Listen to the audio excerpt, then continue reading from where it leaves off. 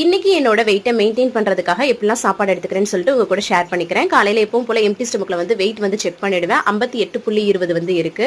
அதுக்கப்புறம் காலையில எம்டி ஸ்டொமக்ல வந்து வார்ம் வாட்டர் மட்டும் தான் வந்து குடிச்சேன். காலைல பிரேக்ஃபாஸ்ட்டுக்கு வந்து பாத்தீங்கன்னா சேமியாவும் அது கூட வந்து பச்சையா அரைச்ச தக்காளி சட்னியும் வந்து எடுத்துக்கிட்டேன்.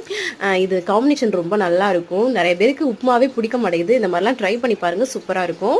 மதியம் லஞ்சுக்கு வந்து பாத்தீங்கன்னா அம்மாச்சி வந்து ஆப்பிரிக்கா சமையல் அவங்க வந்து சூப்பரா பண்ணுவாங்க. இந்த காம்பினேஷன் ரொம்ப சூப்பரா இருக்கும். ஃபிஷ் கிரேவி அது கூட இந்த கடலைப்பருப்பு போட்டு ஒரு மாதிரி கிரேவி பண்ணுவாங்க. ரெண்டையும் மிக்ஸ் பண்ணி சாப்பிட்றதுக்கு ரொம்ப நல்லா இருக்கும். இப்படி தான் வந்து மதியம் லஞ்ச் வந்து எடுத்துக்கிட்டேன். செம்ம டேஸ்டி, அப்படியே சுட சுட சாப்பிட்டேன். அதுக்கப்புறம் ஈவினிங் ஸ்நாக்ஸ்க்கு பெரிய சக்கரவள்ளி கிழங்கு அவிச்சு சாப்பிட்டேன். நல்லா பெருசாக இருந்தது.